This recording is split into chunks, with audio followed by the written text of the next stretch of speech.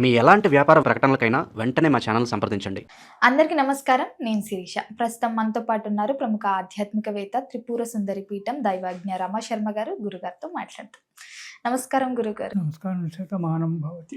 గురుగారు, మాఘమాసం మొదలవుతూనే ముందుగా శ్యామల నవరాత్రులు ప్రారంభమైపోయాయి. చాలా మందికి ఒక అపోహ అనేది ఉంది, అసలు శ్యామల నవరాత్రులు చేసుకోవద్దా లేదా.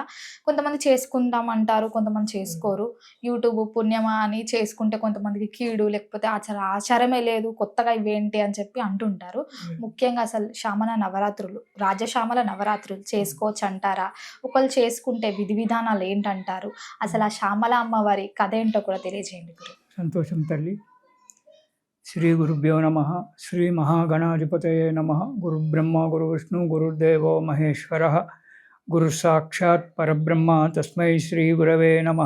హరితస గోత్రోత్పన్నం హరిభక్తిపరాయణం శంకర గురువరేంద్ర చరణం శరణం ప్రపద్యే. శ్రీ మహద్భ్యో గురుభ్యో నమ. సదాశివసమారంభాం వ్యాసశంకర మధ్యమాం అస్మదాచార్యపర్యంతాం వందే గురుపరంపరాం. అరుణాం కరుణాతరంగితాక్షీం ధృతపాశాంకుశపుష్పబాణచాపాం అనిమాధురైవృతాం అయూకైః అహమిత్యేవ విభావయేద్భవానీం. ఓం శ్రీమాత్రే నమః.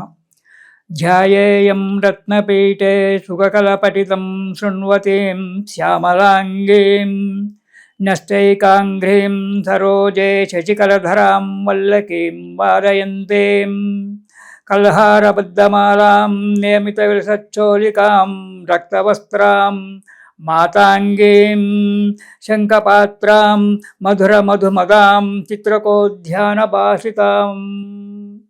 శ్రీ రాజశ్యామలాయై నమో నమః. రాజశ్యామల ఈమె లలితాదేవి ఎంత శక్తిమంతురాలో ఈమె కూడా అంతే శక్తిమంతురాలు. అసలు లలితాదేవి ఎవరో తెలుసా? మనం పెట్టుకునే ఈనాటి పేర్లు ఆనాటి పేర్లు ఆ లలితేవే. బండాసురుడు అనేటువంటి ఒక రాక్షసుని చంపడానికి శివుడు మహాయాగం చేశాడు, పెద్ద యజ్ఞం చేశాడు. ఆ యజ్ఞంలో దేవతలందరినీ కూడా అగ్నిగుండంలో వేసేశాడు. అందరినీ కూడా. అంటే లలితాదేవి అంతకు ముందే ఉంది, ఆమె రాజరాజేశ్వరి. కానీ మళ్ళీ ఆమె ఆవిర్భవించాలి. భగవంతుడు విష్ణుమూర్తి ఒక్కడే, కానీ ఒక్కొక్క రాక్షసుని చంపడానికి ఒక్కొక్క అవతారం ఇచ్చాడు. అదేవిధంగా పూర్వములో ఉండబడేటువంటి ఒక లలితాదేవి మళ్ళీ లలితాదేవిగా అవతరించాలి. ఆమె మామూలుగా అవతరించదే. ఆమె గురించి దేవతలంతా కూడా వెళ్తే, అయ్యా దానికి మహాయాగం చెయ్యాలి, ఆ మహాయాగం చేస్తే అగ్నిగుండములో నుంచి అమ్మవారు జన్మిస్తుంది. ఎందుకు అగ్నిగుండంలో నుంచి ఎందుకు పుట్టాలి? ఇప్పుడు రాముడు కృష్ణుడు పుట్టినట్టు తల్లి గర్భంలో నుంచే పుట్టాలి కదా, అలా లేదు. బండాసురుడు అనేటువంటి ఒక రాక్షసుడు ఒక తల్లి గర్భంలో నుంచి పుట్టలేదు. శివుడు యొక్క 3వ కంటి అగ్నిజ్వాలల చేత మన్మథుడు భస్మమైనాడు పార్వతీదేవి కళ్యాణ సమయంలో. నేను టూకీగా చెప్తున్నాను. ఆ భస్మం పొడి అలాగే ఉంది, చనిపోయినటువంటి ఒక బూడిద అయినటువంటి ఒక బూడిద అలాగే హిమాలయ పర్వతాల దగ్గర అలాగే ఉంది. దాన్ని ఒకసారి చిత్రకర్మ అనేటువంటి దేవశిల్పి చూశాడు. ఇది మామూలు బూడిద కాదు, ఏదైనా దీనికి ఇవ్వాలి అని చెప్పి ఆలోచించి దానంతా ఒక బొమ్మగా తయారు చేశాడు దాన్ని.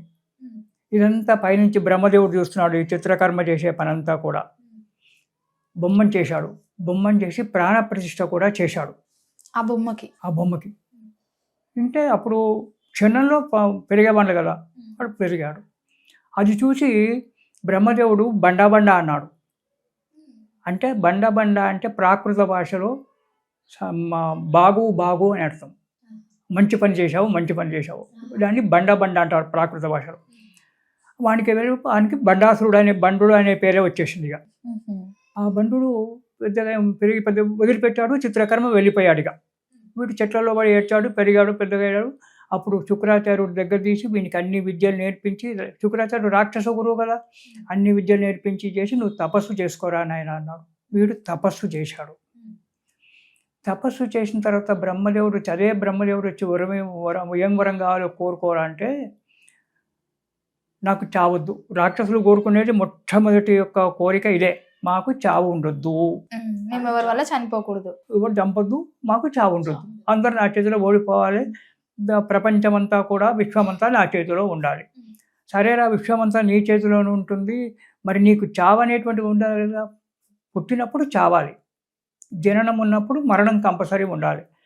కాబట్టి నువ్వు జన్మించావు కాబట్టి దానికి మరణం కావాలంటే వాడు ఆలోచించి ఏం చేశాడంటే, నేను అయోనిజుని, ఒక తల్లి గర్భంలో నుంచి నేను పుట్టలేదు, అలాగే తల్లి గర్భంలో నుంచి పుట్టనటువంటి యొక్క స్త్రీ చేత నేను చేస్తానన్నాడు.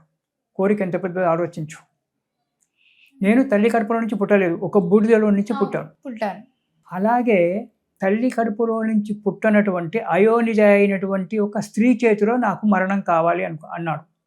అంటే అటువంటి స్త్రీ పుట్టదు, నన్ను చంపదు అని విని కోరిక, సంతోషం. సదాస్తు అలాగే అన్నాడు. అన్న తర్వాత వాడు వచ్చేసాడు, వరాలు పొందాడు. వాడు పొందిన మనకి శక్తులను వచ్చేసాయి. ఒక కుడి చేతి నుంచి విషంగుణ్ణి, ఎడమ చేతి నుంచి విశుక్రుణ్ణి పుట్టించాడు, ఒక చెల్లెను పుట్టించాడు, కాపురం చేసుకున్నాడు. తర్వాత పెళ్లి 4 భార్యలు పెళ్లి చేసుకున్నాడు. వానికి 30 మంది కుమారులు. విశుక్ర, బండాసుడు, విశుకుడు, ఈ ముగ్గురు కూడా దేశాన్నంతా ప్రపంచమంతా కూడా 3 పురాలను నాశనం చేస్తున్నారు. వీడు ఒకడు విశుక్రుడు, ఒకడు విషంగుడు. వాళ్ళు ఏం చేస్తారంటే ఆ ముగ్గురు అన్నదమ్ములు కూర్చొని ఆలోచించేసి, మనం ఇవన్నీ చంపొద్దు, మనం చేతితో కత్తి పట్టుకొని ఎవరిని చంపకూడదు, ప్రజలు మానవులు కానీ దేవతలు కానీ పుట్టొద్దు, అలా చెయ్యాలన్నారు. విశంకుడు స్వర్గలోకానికి వెళ్ళాడు, వీడు మత్స్యలోకంలో ఉన్నాడు, ఎవడు బండాసురుడు. విశుక్రుడు పాతాళానికి వెళ్ళాడు. వెళ్ళి మానవుల యొక్క తేజస్సును, అక్కడ ఉండబడే దేవతల యొక్క మానవుల యొక్క తేజస్సును నాశనం చేశారు. అంటే పురుషునికి స్త్రీని చూస్తే వ్యామోహం కలగదు, స్త్రీకి పురుషుని చూస్తే వ్యామోహం కలగదు, ఇక సంతానం ఎలా అవుతుంది? అలా నాశనం చేసుకుంటూ వచ్చారు. ఉన్న వాళ్ళని మనం చంపేద్దాం యుద్ధంలో. ఇక వాళ్ళ సంతానం అనేటువంటిది ఎవరికి సంతానం ఉండదు. దేవతలు పెరగరు, ఇటు మానవులు పెరగరు, అటు పాతాళ లోకంలో ఉండే వాళ్ళు పెరగరు. మనం ఇష్టారాజ్యంగా చేయొచ్చని వీళ్ళు ముగ్గురు ప్రపంచ నాశనం చేస్తుంటే, అప్పుడు దేవతలంతా కూడా బ్రహ్మదేవునికి వెళ్తే, అయ్యా ఇటువంటి వరాలు ఇచ్చి కూర్చుంటావు నువ్వు, దానికి పరిహారం ఏంటి అన్నారు. నాకు తెలియదు, వరం ఇవ్వడమే నా వంతు, కానీ నాకు తక్కిన విషయాలు నాకు తెలియదు. అక్కడి నుంచి విష్ణుమూర్తి దగ్గరికి వెళ్ళారు. విష్ణుమూర్తి కూడా అదే అన్నాడు. ఎట్లా అంటే, శివుని దగ్గరికి పోతే వాడు అన్నాడు, వాడిని చంపడం చాలా కష్టము, వాడు మహావరాలు కోరాడు, అయోనిజ కావాలి ఇప్పుడు. అంటే ఒక స్త్రీ గర్భములో నుంచి పుట్టనటువంటి ఒక స్త్రీ కావాలి, అది యవ్వనమతి, 16 ఏళ్ళ వయసు ఉన్నటువంటి ఒక అమ్మాయే కావాలి. ఎలా చేద్దామంటే అది సాధ్యమయ్యే పని కాదు, దాని గురించి మహాయాగం చెయ్యాలి అన్నాడు. మహాయాగం చెయ్యాలి అంటే చెయ్యండి అన్నారు. చెయ్యాలంటే మీరందరూ ఆహుతి కావాలి, దేవతలంతా కూడా. ఆహుతి అంటే నేను స్వాహ అని చెప్పినప్పుడు మీరు అగ్నిగుండంలో పడిపోవాలి. నేను స్వాహ అని చెప్పగానే అగ్నిగుండంలో మీరు ఇంద్రాయ స్వాహ అంటే ఇంద్రుడు అగ్నిగుండంలో పడాలి. అంటే ఎవరి పేరు చెప్తే వాళ్ళు అగ్నిగుండంలో పడిపోవాలి. మీరే కట్టెలు, మీరే సమిదలు. సమిదలు అంటే కట్టెలు, మీరే సమిదలు. నెయ్యి సముద్రమే నాకు ఇది, నేను హోమం చేస్తుంటాను. ఇలా చేశాడు. అందరూ సరే అన్నారు. అందరూ కూడా అయ్యారు. 1 రోజు, 2 రోజులు, 3 రోజులు, 4 రోజులు అయింది. దేవతలంతా కూడా అయిపోయినారు. అందరూ ఆహుతి అయిపోయినారు అగ్నిగుండంలో, ఎవరు మిగలలేదు. ఒక్క శివుడు మాత్రం, హోమం చేసేటువంటి ఒక శివుడు మాత్రమే మిగిలాడు. నేను కూడా నూకుతాను, తప్పదుగా, అక్కడ లేదు, ఎవరు లేరు. ఓం రుద్రాయ స్వాహ అనగానే శివుడు అందులో అగ్నిగుండంలో పడిపోవాలి, తనంతట తను ఆహుతి చేసుకోవాలి అగ్నికి. అలాంటి సమయంలో అగ్నిగుండంలో నుంచి చిదగ్ని కుండ సంభూత దేవకార్య సముద్యత ఉద్యద్భాను సహస్రాభా చతుర్బాహు సమన్విత. అగ్నిగుండంలో నుంచి అమ్మవారు మెల్లగా తల్లి కడుపులో నుంచి ఎలా బయటకు వస్తుందో అలా శిరస్సుతోటి బయటకు వస్తుంది. ఇది మనకు లలితా సహస్రనామాలలో ముందున్నటువంటి ఒక 5-6 శ్లోకాలలో అమరుతాడు. చిదగ్ని కుండ సంభూత దేవకార్య సముద్యత ఉద్యద్భాను సహస్రాభా చతుర్బాహు సమన్విత. 1,000,000 మంది సూర్యులు ఒకేసారి ఉదయిస్తే ఎలాంటి వెలుతురు ఉంటుందో అలాంటి వెలుగుతో ప్రకాశిస్తుంది అమ్మవారు. 4 చేతులు, 4 చేతులలో ఒక చేతిలో పాశము, అంకుశము, తర్వాత ఇవి తీసుకొని ఆమె అది అగ్ని నుంచి వస్తుంది. ఆమె అగ్నిగుండంలో నుంచి పైకి వచ్చింది. రాజశ్యామలమ్మ వారు, రాజశ్యామల కాదు, లలితాదేవి. లలితాదేవి. లలితాదేవి అగ్నిగుండంలో నుంచి పైకి వచ్చింది. వచ్చిన తర్వాత నన్ను ఎందుకు పిలిచామంది. ఆమె భర్తనే శివుడు, కానీ అక్కడ శివుడు భర్త అనేవాడు లేదు, అక్కడ దేవత ఆమె. శివుడు ఒక హోమం చేసేటువంటి ఒక వ్యక్తి. సరే, బండాసుడు అనే వాడు ఉన్నాడు, వాడిని చంపాలి, వాడు ఈ విధంగా ఘోరం కోరుకున్నాడు అన్నాడు. సరే చంపుతాను. మరి నేను ఎక్కడ ఉండాలి? నేను ఒక్కదాన్ని కాదు, నా ఎంబడి కోటాను కోట్లైనటువంటి ఒక సైన్యం ఉంది. అందరూ ఆడ సైన్యమే, ఒక్క మగ పురుగు లేడు. లలితమ్మ వారు అంటుంది. లలితమ్మ వారికి ఆమెకున్నంత కోటాను కోట్ల సైన్యం అంతా కూడా ఆడ సైన్యమే. మరి ఇదంతా ఎక్కడ పెట్టుకోవాలంటే అప్పుడు మళ్ళా మయుడు, దేవశిల్పి, విశ్వకర్మ ఇద్దరు బయలుదేరి వెళ్ళి తిరిగి సుధా సముద్ర మధ్యస్థితే, సుధా సముద్రంలో ఒక ద్వీపాన్ని వెళ్ళుకొని, అదే మణిపుర ద్వీపం. అక్కడ ఆమెకు పెద్ద లంకంత కొంపలు కట్టించారు, పెద్ద పెద్ద ఇండ్లు కట్టించారు అమ్మవారు ఉండడానికి. అక్కడ ఉంది. అప్పుడు ఆమె శరీరం నుంచి రోమంలో నుంచి దేవతలంతా కూడా ఉద్భవించారు. ఆమె ఎప్పుడైతే అగ్నిగుండంలోంచి పైకి వచ్చిందో, అగ్నిగుండంలో పడ్డటువంటి ఒక ఇంద్రాది దేవతలు వాళ్ళంతా కూడా మళ్ళీ జన్మించారు, మళ్ళీ అందరూ జీవించే ఉన్నారు. అప్పుడు ఆమె ఆ మణిపురంలో చింతామణి గృహంలో అమ్మవారు కూర్చొని సైన్యానంతా సృష్టించింది. ఆమె సంకల్పంతో సైన్యమంతా కూడా వచ్చేసింది, మామూలు సైన్యం కాదు. అష్టభైరవులు, 8 మంది భైరవులు, ఒక్కొక్క భైరవునికి మళ్ళీ 8 మంది పరిచారకులు, వాళ్ళకి 8 మంది, వాళ్ళ ఇట్లా 16 కోట్ల భైరవులు, 8 మంది యోగినులు, మాతృకలు అంటారు. 8 మంది మాతృకలు, బ్రాహ్మి, మాహేశ్వరి చైవ కౌమారి వైష్ణవి వారాహి చాముండి చ మహాలక్ష్మి అష్టమాతృక, 8 మంది మాతృకలు. ఆ 8 మాతృకలకు మళ్ళీ ఒక్కొక్కరు 8 మంది చొప్పున వీళ్ళు 16 కోట్ల మంది మాతృకలు. వాళ్ళను యోగినులు అంటారు. యోగినులు, ఇటు భైరవులు, వీళ్ళు 16 కోట్లు, వాళ్ళు 16 కోట్లు, 32 కోట్ల మంది సైన్యం అయిపోయింది. వాళ్ళు ఉండడానికి ఎంత పెద్ద ఆవరణ కావాలి, ఎంత పెద్ద పట్టణం కావాలి. అందరికి అన్నీ నిర్మించి ఇచ్చేశారు విశ్వకర్మ. అమ్మవారు ఉండడానికి మాత్రం చింతామణి గృహము అనేటువంటిది ఒక చింతామణి అంటే అది కోరుకున్న కోరికలు తీర్చేదాన్ని చింతామణి అంటారు. అలాంటి గృహాన్ని అమ్మవారి కట్టించిచ్చారు. ఆమె తర్వాత ఆమె 9 అంతస్తులు ఉన్నటువంటి ఒక చక్రం మీద కూర్చుంది, ఒక సింహాసనం మీద కూర్చుంది. అదే శ్రీచక్రం. ఒక్కొక్క ఆవరణ, ఒక్కొక్క చుట్టుగా ఇట్లా ఉండి 9 అంతస్తులు ఉంటుంది. అది శ్రీచక్రం 9 అంతస్తులు ఉంటుంది. ఆ 9 అంతస్తుల మీద త్రికోణాకారం మీద ఒక మంచం ఉంటుంది. ఆ మంచాన్ని ఆ సింహాసనాన్ని 5 బ్రహ్మలు మోస్తుంటారు. ఆ సింహాసనం మీద, రత్న సింహాసనం మీద లలితాదేవి కూర్చుండి ఉంటుంది. కూర్చుండి ఉండి ఆమె ఏమనుకుంది, మరి రాజుగారు ఉన్నప్పుడు మంత్రి ఉండాలి. ఈ 32 కోట్ల వీళ్ళ మంది వాళ్ళు కాకుండా ఇంకా వేరే వాళ్ళందరినీ కంట్రోల్ చేయడానికి జనరల్ ఉండాలి, సైన్యాధికారి ఉండాలి అని చెప్పి అనుకొని అప్పుడు ఆమె ఆలోచన చేస్తే అమ్మవారి యొక్క కుడి భుజములో నుంచి రాజశ్యామలాదేవి పుట్టింది. రాజశ్యామలాదేవి ఎట్లా పుట్టిందో ఇప్పుడు మీరు, అమ్మవారి యొక్క కుడి భుజములో నుంచి రాజశ్యామలాదేవి పుట్టింది. ఎడమ భుజంలో నుంచి వారాహిదేవి పుట్టింది. అందుకే వారాహి నవరాత్రులు చేసుకుంటా రాజశ్యామల. తర్వాత గోర్లలో నుంచి నకులీదేవి పుట్టింది. ఆమె శ్వాసలో నుంచి అశ్వారూఢాదేవి పుట్టింది. ఆమె చిరునవ్వులో నుంచి గణపతి పుట్టాడు. ఇలా ఒక్కొక్కరిని ఏ సమయానికి ఎవరు కావాలో వాళ్ళందరినీ సృష్టించుకుంటూ వచ్చేసింది అమ్మవారు. ఈ రాజశ్యామల అనేట ఆమె కుడి భుజంలో నుంచి పుట్టింది. ఆమె నలుపు రంగులో ఉంటుంది, శ్యామల. అందుకే ఆమెకు శ్యామల, నలుపు రంగు. అంటే అంత నలుపు కాదు, అంత తెలుపు కాదు, మామూలుగా వర్ణంగా ఉంటుంది అమ్మవారు. శ్రీకృష్ణుడి వర్ణంగా శ్యామంగా. ఆమె చేతిలో వీణ ఉంటుంది, ఎప్పుడు వీణ వాయిస్తుంటుంది.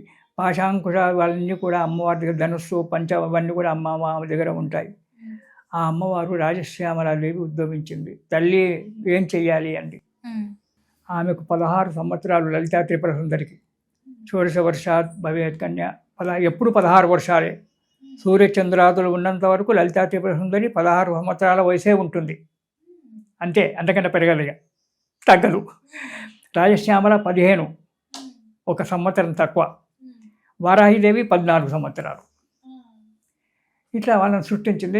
రాజశ్యామల సృష్టించగానే నువ్వు నాకు సలహాలు ఇచ్చేదానికి మంత్రిగా ఉండు అని చెప్పింది. రాజశ్యామల అమ్మవారిని రాజశ్యామలదేవి లలితా త్రిపుర సుందరికి సలహాలు ఇవ్వాలి. మంత్రి అయినప్పుడు అన్ని సలహాలు ఇస్తుండాలి కదా, విడిగా వచ్చి నువ్వు అని ఎలా చంపాలి ఏం చేయాలంతా కూడా ఆమెకు 9 అంతస్తు శ్రీచక్రము, 9 అంతస్తుల రథం లలిత అమ్మవారికి. రాజశ్యామలకు 7 అంతస్తుల రథం. గేయచక్ర రారూఢ మంత్రిని పరిసేవిత. గేయచక్రం అది ఎప్పుడు పాటలు పాడుతూ ఉంటుంది, సంగీతం వస్తూ ఉంటుంది ఆ గేయచక్రంలో నుంచి. వారాహిదేవికి 5 అంతస్తుల రథం. ఆమె కీరచక్ర రారూఢ దండనాల పురస్కృత. 5 చక్రాలేమో. కీరచక్రం, చక్రం అంటే రథం అని అర్థం, కీరము అంటే పంది. వారాహిదేవి పంది ముఖంగా ఉంటుంది, వారాహ ముఖంగా ఉంటుంది. దీని మీద ఒక కథ ఉంది, మళ్ళీ ఈ రాజశ్యామలో కథ ఉంది, అవి చెప్పుకుంటే మనకు సాయంకాలం అయినా తీరదు.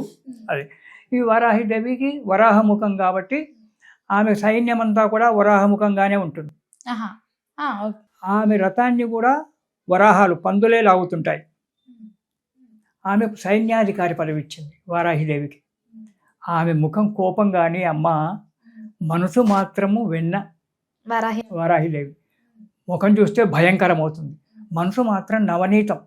అమ్మా అని చెప్పి దండం పెడితే నేనున్నాను రా నీ పక్కన అంటుంది. అలాంటి వారాహిదేవి. అయితే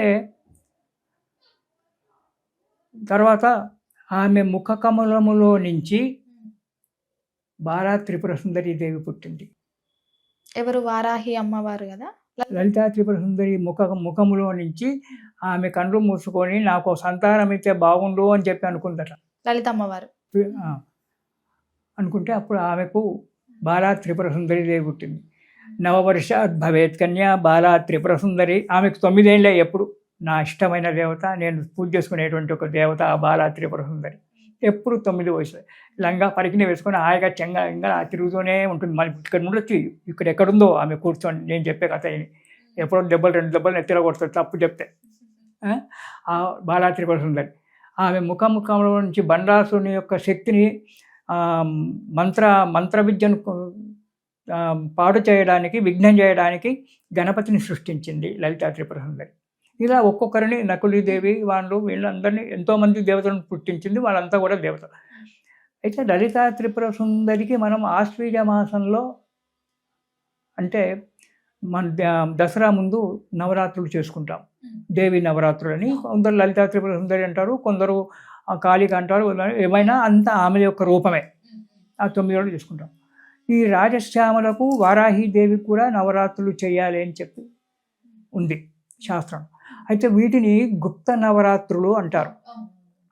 గుప్తం అంటే చాటుగా, రహస్యంగా ఉండబడే దాన్ని గుప్తము అంటాం. ఆ లలిత దసరా నవరాత్రులేమో, దేవి నవరాత్రులేమో అందరికీ తెలిసినటువంటివే. ఇవి అందరికీ తెలియదు. మొన్నటి వరకు కూడా తెలియదు ఎవరికి. కొన్ని సంవత్సరాల క్రితం వరకు ఈ రాజశ్యామల నవరాత్రులు ఉన్నాయి, వారాహి నవరాత్రులు ఉన్నాయని ఎవరికి తెలియదు. ఇవి అమ్మవార్లను ఉపాసన చేసేటువంటి ఎవరైతే ఉన్నారో యోగులు, వాళ్ళు మాత్రం రహస్యంగా ఇవి చేసేటువంటి వారు. అందుకే గుప్త నవరాత్రులు అన్నారు. వారాహి నవరాత్రులు కానీ, రాజశ్యామల నవరాత్రులు కానీ గుప్త నవరాత్రులు అంటే రహస్యంగా చేసుకునేటువంటివి ఉన్నాయి. ఆ తర్వాత మన పండితులందరూ కూడా పెద్దలు, పెద్ద పెద్ద మహానుభావులు, యోగులు, వాళ్ళంతా కూడా ఇవెందుకు రహస్యంగా పెట్టాలి, వీళ్ళు కూడా సాక్షాత్తు లలితా త్రిపుర సుందరి యొక్క రూపాలే కదా, వీళ్ళ దగ్గర కూడా శక్తి బలంగా ఉంది కదా, ఈ నవరాత్రులు కూడా మనం బయట పెట్టాలి అని చెప్పి ఆ రహస్యంగా చేసుకునేటువంటి ఒక నవరాత్రులను బహిర్గతం చేశారు, బయట పెట్టేశారు. ఇప్పుడు రాజశ్యామల యొక్క నవరాత్రులు ఉపాసన చేసే వాళ్ళు కొందరు ఉన్నారు, వారాహి ఉపాసన చేసే వాళ్ళు ఉన్నారు. వాళ్ళు మనకు బయటపడరు, సామాన్యంగా బయటపడరు, ఎక్కడో ఒక చోట బయటపడతారు. కానీ ఇప్పుడు ఎవరమైనా మేము చెప్పుకోవడానికి లేదు, నేను ఉపాసన చేస్తున్నా, అమ్మవారు నాకు ఇది ఉందని మేము చెప్పుకోం ఎవరం కానీ. అవసరమైతేనే తప్పదు అనుకున్నప్పుడే ఆ విషయాన్ని బయటపెడతాం. అలాగే రాజశ్యామల నవరాత్రులు చేసేటువంటి వాళ్ళు కానీ, వారాహి నవరాత్రులు చేసేటువంటి వాళ్ళు కానీ, చండీ మా ఉపాసన చేసేటువంటి వాళ్ళు కానీ బయటికి కనబడరు, మామూలుగానే ఉంటారు వాళ్ళు.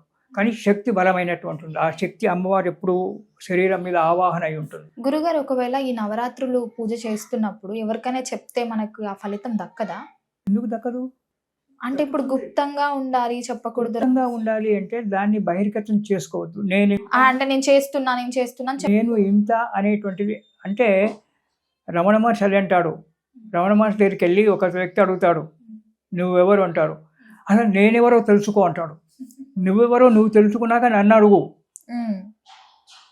నీ ఒక ఇంగ్లీష్ అతను వచ్చి నీ పేరేంటి, నువ్వేం చేస్తున్నావు అంటే నువ్వెవరో నీకు తెలుసా అంటాడు రమణ మహర్షి. అంటే ఆయన ఆ నేను గురించి ఆలోచన చెయ్యి, నేనెవరిని నీకు బయటపడతావు. నేనులో నేను, అన్ని నేనులకు నేను. ఇక్కడ నువ్వు అనేటువంటి వాళ్ళం ఇక్కడ ముగ్గురం లేము, ఒక్కరమే ఉన్నాం. కానీ 3 అవతారాలు ఇచ్చాం. అదేవిధంగా నేను అనేటువంటి ఒక పదార్థాన్ని ఎప్పుడైతే మనం వాక్యాన్ని మనం మర్చిపోతామో అప్పుడు ప్రపంచమంతా ఒకటే ఉంటుంది. అక్కడ భేదభావాలు రావు, కొట్లాటలు రావు, భేదభావాలు రావు, ఏది రాదు. అంతా నిష్కల్మషంగా, నిరామయంగా, సంతోషంగా కాలం గడుపుతాం. కానీ అది మనం మరవం. ఇది కలియుగం. అలాగే నవరాత్రులు చేస్తున్నామని చెప్పొచ్చు. ఆ మూలమంత్రం ఏదైతే ఉందో అది చెప్పొద్దు, అది రహస్యం. నేను శ్రీ విద్య చేస్తున్నాను, అందరికీ తెలుసు, చాలామందికి తెలుసు. కొందరు రకరకాలుగా వాడుకుంటారు. ఎవరిష్టం వాళ్ళది. ఎలా అయినా నన్ను అనుకోని, నాకు బాధ లేదు. నేను చేసేది నా అమ్మవారిని నేను నిష్కల్మషంగా నాకు చేతనైనంత ఆమె సేవ చేస్తున్నాను. కానీ ఆ బాలాత్రిపుర సుందరి యొక్క మూలమంత్రం బయట పెట్టడానికి వీల్లేదు. పెడితే అది పనిచేయదుగా, నాకు జన్మలా కూడా పనిచేయదు. అది బయట పెట్టకూడదు. సందర్భాలలో చెప్తుంటాం, వాగ్బీజము, కామబీజము, శక్తి బీజము అని ఇట్లా చెప్తుంటాం. కానీ ముఖ్యమైన ఒక అక్షరాలు ఏవైతుంటే అవి మాత్రం బయటపెట్టు. ఈ రాజశ్యామలైనా అంతే. రాజశ్యామలాదేవికి కూడా 3 అక్షరాల బీజాక్షరాల మంత్రం ఉంది అమ్మవారికి. వారాహిదేవికి 3 అక్షరాల బీజమంత్రం ఉంది. అవి మాకు తెలుసు, అవి మనసులోనే ఉంటాయి. ఇప్పుడు హోమం చేసినప్పుడు మనసులో తలుచుకొని పైకి వారాహి స్వాహ, రాజశ్యామలాయ స్వాహ, ఆ బీజాక్షరాలు 3 మాత్రం మనసులోనే అనుకుంటుంటారు. బయటికి చెప్పం. అది చెప్పినప్పుడు మాకు ఫలితం ఉండదు. అవి బహిర్గతం చేయకూడదు. అందుకే గుప్తము, రహస్యంగానే ఉంచాలి. మూలమంత్రాలు ఏవైతే ఉంటాయో అవి రహస్యంగానే ఉంచాలి, కానీ బహిర్గతం చేయొద్దు. జపం చేసుకుంటాం, ఆ శక్తి మాలో నిమిడీకృతమవుతుంది. అయితే మరి మూలమంత్రం లేకుండా నవరాత్రులు చేసుకోవచ్చునా? గురువుగారు మీకంటే మూలమంత్రం ఉంది, మీ గురువుగారు ఇచ్చారు, మీరు సాధించారు, మీరు చేసుకుంటున్నారు మంచిగా, మరి మాకెలా అనేటువంటి ఒక సమస్య జనాలలో వస్తుంది. అలాంటప్పుడు మనకు పెద్దలు ఋషులు ఏం చెప్పారంటే మూలమంత్రమే కావాలని లేదు. నవరాత్రులకు స్తోత్ర పారాయణం ఉంది, స్తోత్రాలు రాశారు. ఇప్పుడు కాళిదాసు, తర్వాత మన శంకర భగవత్పాద్యులు, వీళ్ళంతా కూడా రకరకాలైన ఒక స్తోత్రాలు, ప్రతి దేవతల మీద స్తోత్రాలు రచించారు ఎంతోమంది మహానుభావులు. ఆ స్తోత్రాలు చదువుకొని కూడా పూజ చేయొచ్చు ఈ నవరాత్రులు. ఇది వారాహి రాజశ్యామల నవరాత్రులు చేసుకోవడం వల్ల ఏం ఫలితం వస్తుంది? లలిత ఇప్పుడు దసరా నవరాత్రులు చేస్తున్నామంటే దాంట్లో ఒక్కొక్క రోజుకు ఒక్కొక్క అవతారం వస్తుంది, ఒక్కొక్క దేవతను మనం పూజిస్తున్నాము, దానివల్ల ఎంతో ఫలితం ఉంది అని చెప్పి మనం చెప్పుకుంటున్నాము. అలాగే రాజశ్యామల కూడా ఒక్కటే కాదు. రాజశ్యామల, మాతంగిని, మంత్రిని, మేఘశ్యామల, శుకశ్యామల, బీనాశ్యామల, ఇట్లా వీళ్ళు కూడా 8 మంది ఉన్నారు. రాజశ్యామల చేస్తే అనుకున్నటువంటి ఒక కార్యక్రమాలన్నీ కూడా జరిగిపోతుంటాయి హాయిగా, ఎలాంటి ఆలోచన లేకుండా ఆమె చేసుకుంటాయి. మంత్రిని శ్యామల యొక్క పూజలు, జపాలు, అవన్నీ హోమాలు ఇవన్నీ కూడా మనకు వీల్లేదు. బ్రాహ్మడు కావాలి, మూలమంత్రంలో చేయాలంటే బ్రాహ్మణ్ణి పెట్టి మనం చేయించుకుంటే ఆ మూలమంత్రం యొక్క ఫలితం వల్ల, ఆ యొక్క నామ ఫలితం వల్ల మంచి ఆలోచనలు రావడము, మన వ్యాపారాలు డెవలప్మెంట్ కావడము, ఇవన్నీ జరుగుతాయి. ఇక మేఘశ్యామల, వర్షాలు లేవు, చాలా ఇబ్బంది అవుతుంది, జనాలకు నీటి కష్టం చాలా వచ్చింది అనుకున్నప్పుడు మేఘశ్యామల హోమము 10 మంది బ్రాహ్మణులు, 20 మంది బ్రాహ్మణులు వాళ్ళని పెట్టుకొని వాళ్ళతో మేఘశ్యామలాగా చేసినట్టయితే ఆటోమేటిక్గా వర్షం పడుతుంది. ఇక వీణాశ్యామల. వీణాశ్యామల అనేటువంటిది వీణను అంటే మన సంగీతంలో వీణను వాయించుకునే వాళ్ళు బాయలన్, ఈ తబలా, మృదంగం ఇవన్నీ నేర్చుకునే వాళ్ళు ఉంటారు కదా, వాళ్ళు వీణాశ్యామల మంత్రం కనుక గురువు చేత తీసుకొని జపం చేసి కనుక సాధన చేసినట్టయితే ఆటోమేటిక్గా సంగీతం అంతా క్షుణ్ణంగా వచ్చేస్తుంది. ఇదే విషయం నేను ఒక అమ్మాయికి ఇచ్చాను, వీణాశ్యామల, ఆంధ్రలో, కృష్ణా జిల్లా, తాడిపట్టుతో ఏదో ఉంది అక్కడ, ఊరి పేరు జ్ఞాపకం లేదు, కానీ కృష్ణా డిస్ట్రిక్ట్. అమ్మాయికి అనుకోకుండా చిన్నప్పటి సంగీతం నేర్చుకుందామే. సంగీతం నేర్చుకున్న తర్వాత ఏమైందంటే అనుకోకుండా గొంతు దెబ్బతినిపోయింది. వాళ్ళు ఎక్కడెక్కడో డాక్టర్ పరీక్ష చేశారు, అది ఉన్నారు, ఇది ఉన్నారు, అది ఇది అని చెప్పి అన్నీ వచ్చారు. చెప్తే ఎవరో వచ్చి నా దగ్గరకు వచ్చారు, అక్కడి నుంచి పాపం వాళ్ళు కృష్ణా డిస్ట్రిక్ట్ నుంచి నా దగ్గరకు వచ్చారు. చూశాను, జాతకం చూస్తే బాగానే ఉంది, సంగీత విద్య మంచిగా, సంగీతం మంచిగానే ఉంది కదా తల్లి అంటే, సంగీతం మంచిగానే ఉందండి, నేను మంచిగా నేర్చుకున్నాను, కచేరీలు కూడా ఇచ్చాను, కానీ గొంతు దెబ్బతింది అండి. ఓహో, సరే, అది ఇది మాట్లాడిన తర్వాత మేము బ్రాహ్మణమేనండి, మాది ఇదండి. నువ్వు బ్రాహ్మణే, నీ కులము గోత్రం నేను అడగలేదు తల్లి, నాకు అవి అవసరం లేదు, అంతా ఒకటే కులం, మానవ కులమే, మరి నేను చెప్పింది చేస్తావా అన్నాను. చేస్తాను గురువుగారు, నీ వయసు నీకంటే చిన్న వయసు, ఇంకా పెళ్ళి కాలేదు అంటే చేస్తానండి. సరే అని చెప్పి వీణాశ్యామల మంత్రాన్ని ఆమెకు ఇక్కడే స్నానం చేసి రమ్మని, స్నానం చేసి వచ్చి ఇక్కడే వచ్చినాక వీణాశ్యామల మంత్రం ఉపదేశం ఇచ్చాను. ఉపదేశం ఇచ్చి జపం చేసుకోమా, రోజుకు 1000 సార్లు జపం చేయి, 40 రోజుల్లో నీ కంఠం మంచిగా కాకపోతే అప్పుడు వచ్చి నా జుట్టు పట్టుకోమని చెప్పాను. 10 మందిలో జుట్టు పట్టుకో, ఇంట్లో లోపల రూమ్లో కాదు, బయట నిలబడతా, అక్కడ జుట్టు పట్టుకొని అంతే కొట్టినా సరే, కానీ 40 రోజులు ఏక దీక్షగా నేను చెప్పినట్టుగా నువ్వు 40 రోజులు వీణాశ్యామల చేయి, ఆ తర్వాత లైఫ్ లాంగ్ చేయి, నీకు 40 రోజులలో నీ కంఠం మాధుర్యం వస్తుందని చెప్పాను. అదేవిధంగా చేసింది. 40 రోజుల తర్వాత ఫోన్లో పాట పాడి నాకు వినిపించింది అమ్మాయి, గాయత్రి అమ్మాయి పేరు, ఇప్పుడు జ్ఞాపకం వచ్చింది, గాయత్రి. అలా వీణాశ్యామల వల్ల సంగీత సాధన, సంగీతం పెరిగిపోతుంటుంది. శుకశ్యామల మంచిగా మాట్లాడలేరు, ఎప్పుడు కఠినంగా కోపంగా మాట్లాడుతుంటారు, అన్ని బూతు మాటలు మాట్లాడుతుంటారు. వీళ్ళకల్లా పట్టుకుంటే వాళ్ళకు ఈ శుకశ్యామల వల్ల తీయని కంఠం, మధురమైనటువంటి ఒక వాక్కులు రావడం, విద్య మంచిగా రావడం. ఇవి శ్యామలాదేవి దగ్గర ఎన్ని గుణాలు ఉన్నాయి.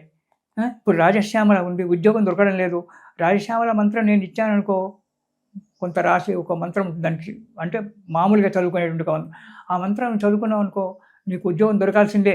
అది ఎటువంటి పరిస్థితిలో కూడా వ్యాపారం నడవలేదు, రాజశ్యామల మంత్రంలో కొన్ని మార్చేసి రాజశ్యామల ఇచ్చేస్తే వ్యాపారం నడుస్తుంది, ఉద్యోగం దొరుకుతుంది. వీణాశ్యామల శుకశ్యామల యొక్క అమ్మవారి యొక్క స్తోత్రాలు చదువుకుంటే విద్య వస్తుంది. రాజశ్యామల విదేశాలకు పోవాలని కుతూహలం ఉంది, పాస్పోర్ట్ దొరకడం లేదు, షాపింగ్ కావడం లేదు. రాజశ్యామల మంత్రాన్ని కొద్దిగా దాన్ని మార్చడం అనేటువంటిది మీరు చేయడానికి వీల్లేదు, అది సాధన ఉన్నటువంటి వాడే మార్చాలి. దాన్ని కొద్దిగా మార్చేసి ఆ మంత్రంగా స్తోత్రం ఇచ్చినామనుకో, చదువుకున్నాం అనుకో, విదేశాలకు వెళ్ళిపోతాం. ఇన్ని పనులు చేసేటువంటిది రాజశ్యామల. కాబట్టి రాజశ్యామల నవరాత్రులు మనం చేసుకుంటున్నాను. సరే, వాళ్ళు పండితులు, ఉపదేశం రెండు ఒక వ్యక్తులు, వాళ్ళు మూలమంత్రాలతోటి దాంతో ఈ రోజు నుంచి అంటే 19వ తారీఖు నుంచి ప్రారంభం చేస్తారు. కొందరు పొద్దున ప్రారంభం చేస్తారు, కొందరు సాయంకాలం ప్రారంభం చేస్తారు, అది ఎవరెవరి ఇష్టం. మనకు ఏదీ లేదు, మనకు మూలమంత్రం లేదు, అది ఎలా చేసుకోవాలనో తెలియదు, ఏమి చేయాలనో కూడా తెలియదు. దానికి ఏ పెద్ద బాధపరిచిన అవసరం ఏమీ లేదు. ఏ మంత్రము, ఏ తంత్రము ఏది లేకపోయినప్పటికీ రాజశ్యామల యొక్క ఫోటో, చిత్రపటం, ఈమెనే రాజశ్యామల. అవును. తాండూరులో తాండూరు ఎమ్మెల్యే గారు రాజశ్యామల యాగం చేసి నన్ను ప్రవచనం చెప్పడానికి పిలిచారు. ఏం చెప్పాలి ప్రవచనం అనేటువంటి ఒక విషయంలో అక్కడికి వెళ్ళాను. అనుకోకుండా ఆ అమ్మని పలికించింది నన్ను. ఆ తాండూరు అంటే పేరేమిటో నేను చెప్పాను, నోరు తెచ్చాడు. తాండూరు అనే పేరు వచ్చిందో వాళ్ళకి తెలియదు, ఊళ్ళో ఉన్న వాళ్ళకి తెలియదు. నేను చెప్పాను, మా ఊరు ఇంత పెద్దదా అన్నాడు. అవును, మీ ఊరు అంత పెద్దదే. అప్పుడు సత్కరించి పంపించాడు. అది ఆమె రాజశ్యామలాదేవి. ఆ రాజశ్యామలాదేవి గనక జపం చేసుకుంటే ఇవన్నీ కూడా మనకు సమకూరుతాయి. ఈ పూజ చేసుకోవడం అనేటువంటిది 9 రోజులు చేసుకోవచ్చు, 5 రోజులు చేసుకోవచ్చు, వీళ్ళేదు 3 రోజులు చేసుకోవచ్చు. ఎలా చేసుకోవాలి? 5 రోజులు, 9 రోజులు చేసుకోవచ్చు, 5 రోజులు చేసుకోవచ్చు, 3 రోజులు కూడా చేసుకోవచ్చు, మన శక్తిని బట్టి. మాకు మంత్రాలు ఏం రావు. ఏం అవసరం లేదు, మంత్రాలే కావాలని లేదు. చదువు వస్తుంది కదా. ఈ కాలంలో చదువు రాని యొక్క వ్యక్తి ఎవరూ లేరు. స్తోత్రాలు ఉన్నాయి, అమ్మవారి యొక్క స్తోత్రాలు ఉన్నాయి, అమ్మవారి యొక్క అష్టోత్తర నామాలు ఉన్నాయి, సహస్రనామాలు ఉన్నాయి. అంతకంటే ముఖ్యమైనటువంటివి షోడశనామాలు, 16 నామాలు ఉన్నాయి అమ్మవారికి, రాజశ్యామలకు. లలితా త్రిపుర సుందరీదేవి ఆమెను ప్రేమగా ముద్దుగా పిలుచుకునేటువంటి ఒక 16 నామాలు అమ్మవారికి. వారాహిదేవికి 6 నామాలు, 12 నామాలు ఉన్నాయి. ప్రేమగా ఇప్పుడు పిలుస్తాము చిట్టి, బుజ్జి, అమ్మ, తల్లి అని మనం బిడ్డలను ఏ విధంగా ప్రేమతో పిలుచుకుంటామో అలాగే లలితా త్రిపుర సుందరీదేవి రాజశ్యామలను ప్రేమగా పిలుచుకునేటువంటి ఒక అమృతమైనటువంటి యొక్క 16 నామాలు ఉన్నాయి. ఆ నామాలతో కూడా అమ్మవారి యొక్క సేవ చేసుకోవచ్చు. మూలమంత్రమే కావాలని లేదు. కాకపోతే ఎలా చేసుకోవాలంటే అమ్మవారి ఫోటో పెట్టుకోండి. ఆ ఫోటో కూడా దొరకడం లేదు. కలశం పెట్టండి. కలశం పెట్టి కలశంలో నీళ్లు పోసి అందులో నవధాన్యాలు, పంచపల్లవాలు అంటే 5 రకాల ఆకులు, మామిడాకులు పెట్టి దానిలో కొబ్బరికాయ పెట్టి ఒక బ్లౌజ్ పీస్ వేసి కింద ఒక టవల్ పరవాలి. దాంట్లో బియ్యం పోసి చండిలం అంటారు దాన్ని, చండిలం ఏర్పాటు చేసి 8 దిక్కుల ఒక్కలు పెట్టి తమలపాకులు ఒక్కలు పెట్టేసి 8 మంది మాతృకలు అమ్మవారికి, బ్రాహ్మీ మహేశ్వరి అనేటువంటి ఆ మాతృకలను పెట్టి మధ్యన కలశం పెట్టి కలశం పైన కొబ్బరికాయ పెట్టి దాని మీద ఒక వస్త్రం బ్లౌజ్ పీస్ వేసుకోవాలి. వేసుకున్న తర్వాత ముందర ఒక నారికేలం కొబ్బరి కుడక ఒకటో రెండో పెట్టి అందులో పసుపుతో గౌరమ్మని చేసి పెట్టండి. కొబ్బరి కుడకలో అదే రాజశ్యామల అవుతుంది. పెట్టేసి అక్కడ రాజశ్యామల దేవిని ఆవాహన చేయమన్నారు గురువు గారు. ఎలా ఆవాహన చేయాలి, మాకు మంత్రం రాదు కదా. ఆవాహన మంత్రాలన్నీ వేరే ఉంటాయి, అవి వేద మంత్రాలు. అది గురువు గారి చేత మేరని నేర్చుకో. అలా కాదు, రాజశ్యామలామావాహయామి, మంత్రిణీమావాహయామి, సుఖశ్యామలామావాహయామి, మేఘశ్యామలామావాహయామి అనుకుంటూ అక్షింతలు వేసుకుంటుంటే అమ్మవారు వచ్చి అక్కడ కూర్చుంటుంది. ఆ 8 పేర్లని మనం నామాలు జపించుకుంటే 16 నామాలు చెప్పి అమ్మవారిని పిలిస్తే అక్కడ అమ్మవారు వచ్చి కూర్చుంటుంది. తర్వాత పసుపు, కుంకుమ, పూలు అవన్నీ పెట్టి పండ్లు రోజు ఒక రకం నైవేద్యం పెట్టండి. మీకు తోచిన నైవేద్యం. 9 రోజులు చేయలేదు, రేపు పంచమి నుంచి చేయండి 5 రోజులు. రేపటి నుంచి 5 రోజులు చేసుకోండి. ఎల్లుండి నుంచి 5 రోజులు చేసుకోండి. లేదా ఒక 3 రోజులు చేసుకోండి, చివరి 3 రోజులు. అంటే గురుగారు ఈ రోజు నుంచే ప్రారంభం అవుతుంది కాబట్టి ఒకవేళ ఈరోజు చెయ్యని రేపటి నుంచి కూడా చేయండి. దశమి వరకు, రేపటి నుంచి దశమి వరకు చేయండి. దశమి నాడు ఉద్యాపన చేయండి. చేసి ఆ రాజశ్యామల అష్టోత్తర నామాలు, మీకు సెల్ ఫోన్ ఉంటే సెల్ ఫోన్లో స్తోత్ర నిధి అనేటువంటి యాప్ ఉంటుంది. అందులో మీకు రాజశ్యామల యొక్క అష్టోత్తర నామాలు, సహస్రనామాలు ఇవి దొరుకుతాయి. లేదా మార్కెట్లో పుస్తకాలు కూడా దొరుకుతున్నాయి ఈనాడు. ఇవి చేసుకొని చదువుకుంటూ అమ్మవారికి పూజ చేయండి. చేసి నైవేద్యం పెట్టండి. మీకు వీలైతే ఒక పూట భోంచేయండి. లేదు కాదండి మా ఆరోగ్యాలు బాగాలేవు, 2 పూటలు హాయిగా భోంచేయండి. కాకపోతే మత్తు పదార్థాలు, మాంసము, ఇటువంటి తామస వస్తువులు అంటారు వీటిని. అంటే శరీరాన్ని, మనసును కంట్రోల్ ఉంచావు అవి తినడం వల్ల. కాబట్టి మనసు అది తామస వస్తువులు కాబట్టి ఏకాగ్రత కుదరదు. కాబట్టి అవి తినడం వల్ల కోపతాపాలు పెరిగిపోతాయి. కాబట్టి అవి తినకుండా ఉండి మామూలుగా సాత్విక ఆహారం తీసుకుంటూ అమ్మవారికి రోజు పాయసం నైవేద్యం పెట్టుకుంటూ ఉంటే నవరాత్రులు అయిపోతాయి. కానీ మీరు ఏ ఆచారం పాటించినా పాటించకున్నా మనస్సు ముఖ్యం. నాకు పెళ్ళి కావాలి, నాకు బంగ్లా కావాలి, నాకు కారు కావాలి, నా పక్కింటోడు నాశనం అయిపోవాలి, నేను పెద్ద ఇటువంటి కోరికలు కూడా అమ్మ నీ దయా, మనకేం తక్కువ ఉందో ఆమెకు తెలుసు కాబట్టి అవి మనకి ఇచ్చేస్తుంది. కోరవలసిన అవసరం లేదు. నిష్కామంగా చేయాలి సేవ. నిష్కామంగా ఎప్పుడైతే భగవంతుని యొక్క సేవ చేస్తామో వాళ్ళకు మన విషయం అంతా కూడా తెలుసు. మన జీవనం ఇచ్చినటువంటి వాళ్ళు కాబట్టి మన జీవితం వాళ్ళకి తెలియదా? తెలుసు. కాబట్టి వాళ్ళు మనకేది ఎప్పుడు కావాలో అది అప్పుడు తీసుకొచ్చి మన ముందర పెడతారు. కానీ నాకు ఈ కోరిక ఉంది, నా కొడుకు పెళ్లి కావాలి, నా బిడ్డ పెళ్లి కావాలి, నాకు కోట్ల రూపాయలు రావాలి, పక్కింటోడు నాశనం కావాలి, నా శత్రువైనా మానవుడే, వాడైనా వీడే, నువ్వైనా మానవుడు. కాబట్టి అటువంటి కోరికలు, ఎలాంటి కోరికలు లేకుండా అమ్మా నీ దయ అనేటువంటి ఒక భావన చేత కనుక ఆమె సేవ చేసుకొని అష్టోత్తరనామాలో సహస్రనామాలో చేయండి. మీకు వీలైతే రోజుకో టెంకాయ కొట్టి నైవేద్యం పెట్టండి. అది కూడా మాకు కాదండి 2 పండ్లు పెట్టండి. అది కూడా కాదండి 2 ఇంత చక్కెర దీంట్లో ఉంటుంది, ఆ చక్కెర నైవేద్యం పెట్టండి. అమ్మ తృప్తి పడుతుంది. అందుకే భగవంతుడు ఏమంటాడు, పత్రం పుష్పం ఫలం చేయవా, నువ్వు నాకు బంగారం పెట్టి ఆ బంగారు హారాలు వేసి నాకు ఈ పువ్వులు పెట్టి ఆ పువ్వులు పెట్టి పూజ చేయాలని ఏం లేదురా నాయన. మనస్సు అనేటువంటి ఒక పూజను నాకు అర్పించు. కామ క్రోధ లోభ మోహ మదమాశ్చర్యాలని పోవడానికి నాకు పోవాలి అని చెప్పి కోరుకో. అంతేగాని ఈ కోరిక ఆ కోరిక నీకు ఎప్పుడు ఏది కావాలో అది ఇస్తా. అది నా చేతిలో ఉంది. సేవ చేసి నువ్వు మనస్ఫూర్తిగా సేవ చేయి, నీకు అన్నీ నేను ఇస్తానని భగవద్గీతలో కృష్ణుడు చెప్తాడు. అదేవిధంగా ఇక్కడ అమ్మవారు కూడా నువ్వు కోరుకున్నటువంటి కోరకు నీకేం కావాలో నేను అది ఇచ్చేస్తా అని చెప్తుంది. కాబట్టి ఈ రాజశ్యామల పిల్లలు చదువు రావడం లేదు, పిల్లలను కూర్చుండబెట్టు, ఒక్కొక్క నామాన్ని చెప్పుకుంటూ వాళ్ళతో అక్షింతలు వేయించు, పువ్వులు పెట్టించు, ఒక్కొక్క పువ్వు పెట్టించు, వాళ్ళకు విద్య వస్తుంది, మంచి వాక్కు వస్తుంది, మధురంగా మాట్లాడే ఒక వాక్కు, ఇవన్నీ కూడా జరుగుతాయమ్మ రాజశ్యామల వల్ల. అందుకే ఇవి గుప్త నవరాత్రులు అన్న ఎన్ని రకాలైన ఒక వరాలు ఇస్తుంది అమ్మవారు. కాబట్టి గుప్త నవరాత్రులు రహస్యంగా పెట్టుకోండి, ఆ పిడికిట్లోనే పెట్టుకోండి, అమ్మను వదిలిపెట్టుకోండి. పిడికి తెలిసినామంటూ పారిపోతుంది పాదరసం, అది జారిపోతుంది. అది అనుకోండి గట్టిగా పిడికిలు పట్టుకో, అమ్మను పట్టుకోదు బిగ్గర. ఎలా పట్టుకోవాలి? మనస్సు ద్వారా. అమ్మవారిని చూసావు, ఇప్పుడు రాజశ్యామలను చూసావు, ఆ విగ్రహాన్ని నీ మనసులో స్థిరపరచుకో. మళ్ళీ శివరాత్రికి నవ్వుకుంటూ వస్తావు నా దగ్గరికి, గురుగారో అంటావు గేట్ల దగ్గర నుంచి. అలా అమ్మను విగ్రహ పట్టుకోవాలి.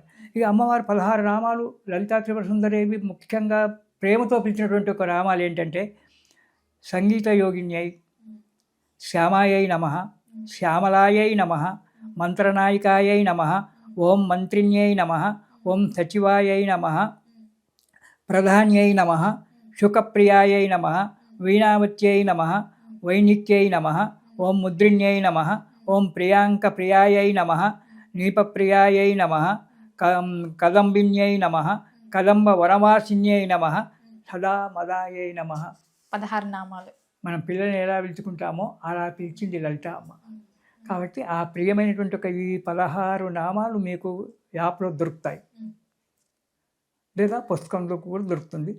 అవి తెచ్చుకొని రోజు కలశాన్ని పూజ చేసుకొని అమ్మవారికి విగ్రహం ఉంటే విగ్రహం పెట్టుకొని అభిషేకం చేయండి. విగ్రహం లేకుంటే ఫోటో పెట్టుకోండి. ఫోటో లేకుంటే కలశం మీదనే ఆవాహన చేసి ఇంత పంచామృతం చిలకరించి, ఇంత నీళ్లు చిలకరించి ఉంటే వీలైతే టెంకాయ కొట్టండి, లేకుంటే లేదు. ధూపము దీపము నైవేద్యము మీరు వండుకో. పాయసం కూడా రోజు చేయలేమండి అనుకుంటే చక్కెర నైవేద్యం పెట్టండి చాలు, అమ్మ తృప్తి పడుతుంది. గురుగారు, చాలా మంది రోజులలో అంటే కొంతకాలం నుంచి మీకు ఆచారం ఉందా, ఆచారం ఉంటేనే చేస్తారు, ఆచారం లేకపోతే చెయ్యరు అని అనుకునే ఆచారం అనేటువంటిది లేదమ్మా, ఇవన్నీ మనకు సనాతనాచారాలే. కొత్తగా పెట్టినటువంటి ఆచారం ఇప్పుడు కొత్తగా చేసుకునే వాళ్ళు కూడా చేసుకోవచ్చు, ఎవరైనా చేసుకోవచ్చు. నీకో ఆచారము నాకో ఆచారం అని లేదు. కాకపోతే ఎందుకు మాకు వంతన లేదు మేము చెయ్యలేమని అంటారంటే ఎప్పుడో ఏదో ఆ సమయంలో జరుగుంటుంది వాళ్ళకు. అది మనసులో పెట్టుకొని ఇది చేస్తే మాకు విధంగా జరిగింది అందుకే మేము చెయ్యం, మా ఇంట్లో చెయ్యం అనేటువంటి ఒక భావన. అంతేగాని ఆచారం నీకైనా నాకైనా ప్రపంచం భారతదేశం మొత్తం ఒకటే రకం ఆచారం, కానీ ఆచారాలలో భేదం లేదు, మంత్రాలలో భేదం లేదు, మనసులలోనే భేదభావాలు. అంతేగాని ఏ దేవుణ్ణైనా ఎవరినైనా మనస్ఫూర్తిగా సేవ చేస్తే అంతా ఏకోదేవ కేశవ. ఆకాశం నుంచి వర్షం, పెద్ద వర్షం పడుతుంది, ఆ నీళ్ళన్నీ భూమిలోకి పోతున్నాయి, భూమిలో ఇనికినటువంటి ఒక నీళ్ళన్నీ మళ్ళీ సముద్రంలోనికి పోతున్నాయి. అవన్నీ ప్రపంచంలో ఎంతోమంది దేవతలు ఉన్నారు, అన్ని దేవుళ్ళకి చేసిన నమస్కారం వాని ఒక్కనికే చెందుతుంది, ఆదిశక్తి ఒక్కదానికే చెందుతుంది. నువ్వు రాజశ్యామ అనుకో, వారాహి అనుకో, ఎల్లమ్మ అనుకో, మల్లమ్మ అనుకో, కాళిక అనుకో, కాత్యాయని అనుకో, నువ్వు ఎవరనుకున్నా సరే ఉన్నది ఒకటే ప్రకృతి, ఆమెనే రాజరాజేశ్వరి. ఆ రాజరాజేశ్వరికి చెందుతుంది. ఏ దేవునికి నమస్కారం చేసినా రాజరాజేశ్వరుడు అయినటువంటి ఒక శివునికే చెందుతుంది. వాళ్ళిద్దరు ఆది దంపతులు. అందుకే ఇక్కడ లలితాదేవికి కామేశ్వరి అనేటువంటి ఒక పేరుంది. ఆ కామేశ్వరుని యొక్క భర్త కామేశ్వరుడు, కామేశ్వరుడు, లలిత కామేశ్వరి కామేశ్వరుడు. ఇట్లా మనము యద్భావం తద్భవతి, ఏ భావనతో నీవు పూజ చేస్తావో ఆ భావన నీవు చెందుతుంది. కోరికలు కోరకుండా నిష్కల్మషంగా అమ్మా నీ దయ అనేటువంటి ఒక భావన చేత గనక రాజశ్యామలాదేవిని కనుక కొలిచినట్టయితే కోరిక వస్తుంది. కాళిదాసుకు చదువు రాదు కదా, మూర్ఖుడు, తను కూర్చున్న కొమ్మను తను నరుక్కునేటువంటి ఒక మూర్ఖుడు అతను. అలాంటి వారికి భార్య గురువై మంత్రోపదేశం చేసింది, రాజశ్యామల మంత్రం ఇచ్చింది అమ్మవారు. పోయి కాళికాదేవి గుళ్ళో కూర్చొని వానికి ఏమీ అని వస్తలేదు, రాజశ్యామల అనొస్తలేదు, అబే అబే అబే అబే అని ముట్టుకుంటున్నాడు. ఇంతలో అమ్మవారు గ్రామ పర్యటన చేసి వచ్చింది.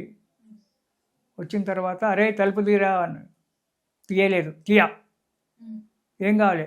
విద్య కూడా కాదు, మిద్దె, కాళీ మిద్దె కాలిండా వీడు కాలిండా, కాళీ మిద్దె కాళీ నాకు విద్య నీవు తల్లి అని చెప్పి అనాలి కదా, అది వానికి అనడం లేదు. అంత మూఢుడు వాడు కాళిదాసు. అప్పుడు అమ్మవారు తెలుసుకుంది, ఓహో వీడు విద్య గురించి వచ్చాడు, ఆయన భార్య పంపించింది, ఆమెకు చరిత్ర మొత్తం తెలిసిపోయింది. తలుపు తీరా నీ నాలుక మీద రాస్తాను. అమ్మో తలుపు తీస్తే నువ్వు నన్ను నిలగొట్టి నువ్వు లోపల కూర్చుంటావు, నేను తలుపు తీయా, ఎట్లా రామరే ఈ సందులో నుంచి నాలుక బయటికి పెడతా. కొన్ని గుళ్ళలకు తలుపుకు సందులు ఉంటాయి కదా, ఆ సందులో నుంచి నాలుక బయటకు పెడితే అమ్మవారు దాని మీద బీజాక్షరాలు రాసింది. ఎంబడే అతనికి విద్య వచ్చేసింది. ఆ విధంగా జయ మాతంగ తనయే జయ నీలోత్పలధ్యుయే జయ సంగీత రసికే జయ లీలా సుఖప్రియే అన్నాడు మొట్టమొదటి శ్లోకం కాళిదాసు చెప్పినటువంటిది. చతుర్భుజే చంద్రకళావతంసే కుచోన్నతే కుంకుమరాగశోణే పుండ్రేక్షు పాశాంకుశ పుష్పవాన హస్తే నమస్తే జగదేకమాత. తలుపు తీయంగానే మొట్టమొదటి కాళిదాస మహాకవి చెప్పినటువంటి అమ్మవారిని చూసి ఇది చెప్పాడు. తర్వాత మాతంగిని శ్లోకం చెప్పాడు. ఆ తర్వాత శ్యామలా దండకని చెప్పాడు. ఇలా మహాకవి అయిపోయినాడు. ఈ రాజశ్యామల దగ్గర అంత ఉంది. అతనికి ఏమీ తెలియదు, ఏ కోరిక లేదు మనసులో. విద్యని కాళీ అని చెప్పి భార్య చెప్పింది, కాళీ నాకు విద్య కావాలని అడుగురా నాయన అని చెప్పింది. అది అనొస్తలేదు, విద్య కాలే కాళీ మిద్య. వచ్చిన తర్వాత మళ్ళీ ఒకనాడు కూర్చున్నాడు, జపం చేస్తున్నాడు. మళ్ళీ అమ్మవారు గ్రామ పర్యటన చేసి వచ్చింది. వచ్చి తలుపు తీరా అంది. అమ్మవారి కోపం వచ్చి కోహం రెండే అయింది సంస్కృతంలో. ఎవడరా రెండముండా కొడుకు లోపల కూర్చున్నాడు, తలుపు తీయ అన్నది. తమేవాహం న సంశయ. అమ్మా నేను కొడుకునే, నువ్వే రెండముండవు. రెండే అంటే రెండముండ, వెంట్రుక లేనటువంటిది. ముండ అంటే వెంట్రుక లేనటువంటి ఒక శిరస్సు. రెండ అంటే బలం లేనటువంటిది. నువ్వే ముండవు, నేను కొడుకును బాగానే ఉన్నా, నిన్ను నువ్వే తిట్టుకుంటున్నావు తల్లి, ఎందుకు తిట్టుకుంటావు అని అడిగినాడు. అంత పాండిత్యం వచ్చేసింది. కోహం రెండే, ఎవడరా రెండ కొడుకు లోపల కూర్చున్నవాడు తలుపు తీ అన్నట్టు అమ్మవాడు కోపం వచ్చి. తమేవాహం నువ్వే నేను, నేనే నువ్వు, నువ్వే నేను, నేనే నువ్వు. నువ్వు రెండవు, నీ కొడుకు నేను అయిపోయాడు. అంటే అంత లీనమైపోయినాడు అనమాట. అలా అంత శక్తి మనకు లేదు, ఇప్పుడు మనం పాటించలేము. ఉండేవాళ్ళు లేరని చెప్పి అనను. చాలామంది ఉన్నారు, వాళ్ళు బయటికి కనబడరు, బయటికి రారు. తాడేపల్లి రాఘవనారాయణ శాస్త్రి గారు బాలా త్రిపుర సుందరి దేవిని చంకలు ఎత్తుకొని తిరిగినటువంటి ఒక మహానుభావుడు. ఈయన నడవలేకపోతే బాలా త్రిపుర సుందరి దేవి చేయబట్టుకొని నడువురా అంది రాఘవనారాయణ శాస్త్రిని. ఈ కాలంలో మొన్నటి వరకు పోయినాడు. బాలా త్రిపుర సుందరి అతని ఇంట్లో తిరిగాడింది. అతన్ని పడుకొని నిద్రపోతుంటే ఆమె మాట్లాడింది, వచ్చినవని జవాబిచ్చింది. రాఘవనారాయణ శాస్త్రి గొంతు ద్వారా అతను జవాబు చెప్తే నిద్రపోతుండే ఉన్నాడు. ఆ వచ్చిన వాడు ఎవడో తెలియదు, అతను అడిగిందేమో తెలియదు, అతను జవాబు చెప్పిందేమో అంతా బాలా త్రిపుర సుందరి చెప్పింది. పక్క కూర్చొని జోకొడుతుంది రాఘవనారాయణ శాస్త్రి. ఈనాటి కూడా అటువంటి మహానుభావులు ఉన్నారు. అటువంటి సాంప్రదాయం ఉన్నటువంటి ఒక భారతదేశం మన, అందుకే వేదభూమి కర్మభూమి మనది. అలాంటి నవరాత్రులు ఎవరైనా చేసుకోవచ్చు, నువ్వు నేను అనేటువంటి భేదం లేదు. వంతన లేదంటే వారు శుచి శుభ్రత, రోజు తలస్నానం చేయడము. ఈ వారం రోజులు మాత్రమే. ముత్తైద ఉన్నటువంటి ఒక స్త్రీ ప్రతిరోజు తలస్నానం చేయకూడదు. సుమంగళి ఎప్పుడు కూడా తలస్నానం చేయకూడదు, ప్రతిరోజు చేయకూడదు తలస్నానం. వారానికి ఒక రోజు 2 రోజులు మీ యొక్క శరీర ప్రకృతిని బట్టి చేసుకోవాలి. కానీ ప్రతిరోజు సుమంగళి కనుక ప్రతిరోజు తలస్నానం చేసి ఎంటికలు దులిపితే ఆ ఇంట్లో దరిద్రమే, డబ్బు నిలబడదు. ఇది కూడా మీకు ఇంట్లో.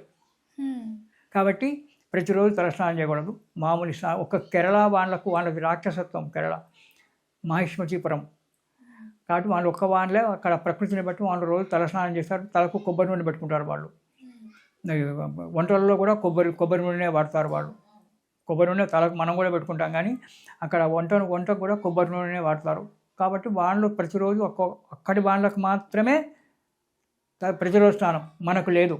మనము వారానికి 2 సార్లు మన శరీర ప్రకృతిని బట్టి సుమంగళి వారానికి 2 సార్లు చేయాలి. అంతేగాని ప్రతిరోజు తలస్నానం చేయకూడదు ముత్తైదవ, ఆ ఇంటికి దరిద్రం. ఇది మనకు పెద్దలు చెప్పినటువంటి ఒక విషయం. తర్వాత ఇలా అయితే దీక్షలో ఉన్నప్పుడు మాత్రం ప్రతిరోజు తలస్నానం. ఇప్పుడు 9 రోజులు దీక్షలో ఉన్నాం, ఇప్పుడు ప్రతిరోజు తలస్నానం చేయాలి.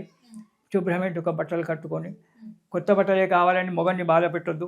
ఉన్న బట్టలలో మంచి శుభ్రంగా ఉతుక్కొని కట్టుకొని, భార్యాభర్తలు ఇద్దరు మగవాళ్ళు కానీ ఆడవాళ్ళు అందరూ చేసుకోవచ్చు.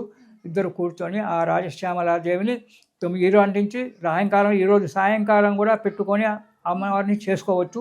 ఈ రోజు నుంచి 9 రోజులు కానీ, లేదా 5 రోజులు కానీ, లేదా చివరి 3 రోజులు కానీ అమ్మవారిని సేవించి ఆమెను ఉద్యాపన చేసి, మీకు వీలైతే 10 మందికి పసుబొట్టు ఇవ్వండి ముత్తైదులను పిలిచి.